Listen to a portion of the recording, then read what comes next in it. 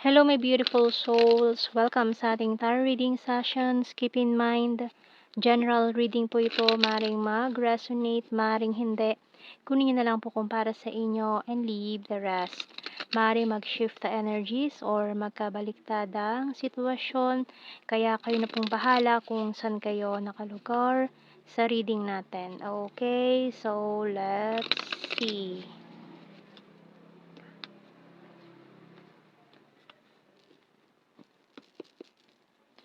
First card, King of Cups and the High Priest. And the Empress, Page of Swords, Queen of Cups and the Temperance, Emperor and Page of Wands. Wow. Bottom card is Death card. Okay, someone here is stalking you. Ayan, may nag-i-stalk sa'yo ngayon na itong taong ito ay talagang planning or this person is typing message pero mukhang hindi pa siya ready i-send yun sa'yo. Dinidelete pa niya or naghihintay pa to ng tamang panahon, lakas ng loob para sabihin yun sa'yo. Mukhang confession din to as well. So, may mga specific signs tayo dito ng Libra, Sagittarius, Aries, and Scorpio. So, mukhang malakas ang Scorpio Venus natin dito. May pagka-obsessed energy itong taong ito, lalo na pagdating sa love. Kapag nagmahal itong taong to, talagang very passionate. Kaya, gusto niya perfect. Gusto niya perfect. Ayaw niya masira itong mga ginagawa niya behind the scene. Kaya mukhang hindi pa siya nagpaparamdam ngayon. Kumbaga, talagang gustong-gusto niya nang sabihin to sa'yo pero natatagalan kasi may pagka din siya, parang perfectionist, ganyan. So, tingnan natin. Signs and symbol cards natin dito. Pero very, very soon, isasend din niya yung mga messages na yan. Yung mga gusto niyang sabihin sa'yo or itong confession na gusto niyang sabihin. I-spill din niya yan, yung beans na yan. So, we have your coins. Ito, with the traffic lights, talagang it's about divine timing, right time. Ayan. So, kung nag-juggling tong taon to in the past, mukhang may two person kasi na pinagpilian siya kaso ngayon mukhang nakapili na siya. Ngayon mukhang sigurado na siya. Sigurado na sa decision niya. So we have here music, coffin, mountain card, snake, and the closed book. So for some of you parang nag-usap na kayo, nagkaroon kayo ng talking stage, pero hindi kayo nag-pursue into a relationship. Kanya mo kami sumabotahe sa connection na to with someone na parang inagaw siya sa'yo o palayo or minanghablot sa kanya, ini-snatch, ganon. So, supposedly, dapat magiging kayo or parang may mutual understanding na sana kayo nitong taong to. Kaso mukhang may umeksena. Ayan. So, mukhang close book na for some of you, pero mukhang unfinished business. Tingnan natin. Anong message ng Archangel?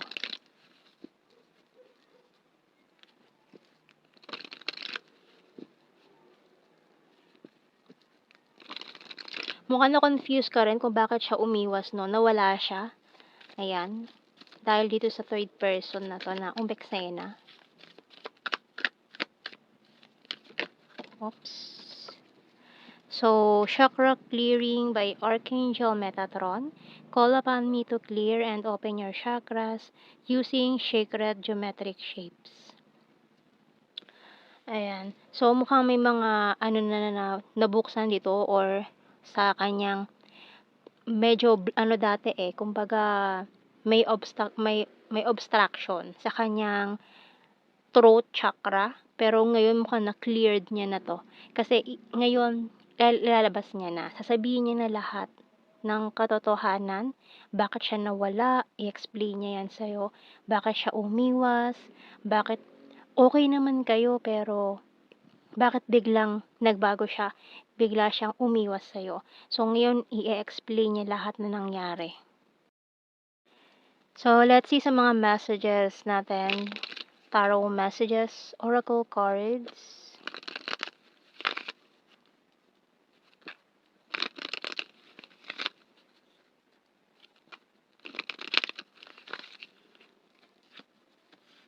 I watch you from afar. I have fear and anxiety. So talagang this person is watching you, keeping an eye on you. Talagang nag-i-stalk yan. Pinagmamastan ka sa malayo. Ayan. So kung long distance kayo nitong taong ito, maaaring may mga tao siya na kinakausap para lang bantayan ka, kumuha ng information about you. Kaso dahil nga rito may mga takot siya, fear, anxiety, hindi niya mai-send sa'yo yung mga messages na 'to. Tired and need rest, so maaaring ano din yung taong ito, sub-sub sa trabaho, kaya wala masyadong time. And I want a family with you. Pero ngayon, desidido siya eh. Sigurado siya na ikaw ang gusto niya makasama sa buhay, magkaroon ng family in the future. You're the fairest of them all. Kasi na-realize niya eh na ikaw ang, ayan o, fairest of them all. So, wala namang sihigit sa'yo. Ayan. And I'm so in love with you. So, talagang ikaw yung mahal niya. Kaya ngayon, desidido siyang ayusin yung nasabotahin yung connection before. And I love your humor, keeping tabs on you. So, ayan o. Talagang nakatingin lang siya sa'yo. Marami siyang plano. And I'm talking to you telepathically. So, may marami siyang mga messages na sinesend sa'yo. Yung mga hindi niya masabi, tinatry niya isend yan telepathically. So, maaari na nare-receive mo yung mga messages na yan in your dreams. Kaya maaari napapanaginipan mo siya. Doon niya sinasabi yung mga messages na yan. So, yung iba sa inyo iniisip na kabaliktaran yung mga panaginip. Pero not all, no? Hindi lahat ng panaginip ay kabaliktaran. So, let's see more messages. We will be together again. So, yan ang gusto niya mangyari, no? Na magkasama ulit kayo nitong taong ito. The timing just wasn't right for us. So, yun na lang inisip niya na siguro ng mga panahon yon hindi pa talaga right time for the both of you. Kaya ngayon, this person is patiently waiting for the right timing. And I don't react when people mention you. I want to tell you how I feel. So, ayan o, very soon, sasabihin niya na lahat mga gusto niya sabihin sa'yo. Hindi na rin magtatagal yan within, bago matapos tong January. Ayan, mukhang makakapag-desisyon na yan. I'm starting to understand our connection. Kasi nga mukhang naiintindihan niya na kung ano yung meron kayo nitong taong to. I left when I saw you with someone. So, yun na nga. May umeksena kasi dito maring karmic lesson, karmic partner. And we both know I'm not the one for you. So, mukhang pinakita kasi nung person na yon na hindi kayo para sa isa't isa, na para sila sa isa't isa. Kaya, na-confuse yung taong yon. Kaya na rin siguro, umiwas. I love you. And you and I were too young. So, mukhang youngster pa kayo nung mga nangyari yon before separation, ganyan. So, let's see, kuha tayo ng initial natin. KCD, J, KC and DJ, or JD, B, A,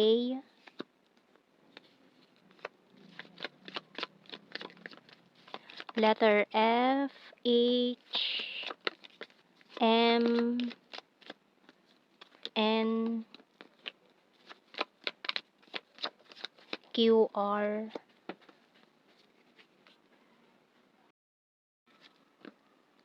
letter E bottom card natin. So, let's see Kuha tayo ng blue card natin dito. Ayan o, courage. So, naghihintay pa ng nag-iipon ng lakas ng loob. So, we have here, passion and understanding. Ayan. So, hinihingi din niya yung pangunawa mo. Ayan. And, tingnan natin, general signs and the messages. So, we have here, Sagittarius, fire sign, Aries, Leo, Sag, December. Mukhang December pa dapat to eh. Kaso na-delay. Beach, Luzon. Dahil sa karmic nga, oh. Yun ang naging delay, naging dahilan ng bakit natagalan. Food lover, number 3. Present lover, ayan oh, na-confuse kasi siya eh. Cold city, private person, vulnerable, emotional, runner, ayan, kaya tumakbo siya palayo. Pero ngayon, nag-i-stalk siya.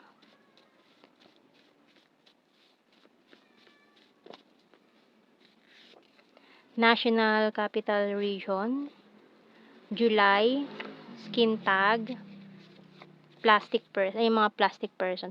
So, mukhang may mga din, nagbigay ng payo sa taong ito na sinunod niya na which is ang iwasan ka or iba yung taong piliin niya, mga ganon.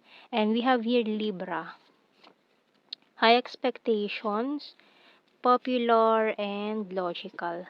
So, yan ang ating reading, my beautiful souls. Thank you for watching. Take care and God bless. See you in our next reading, guys. Bye-bye.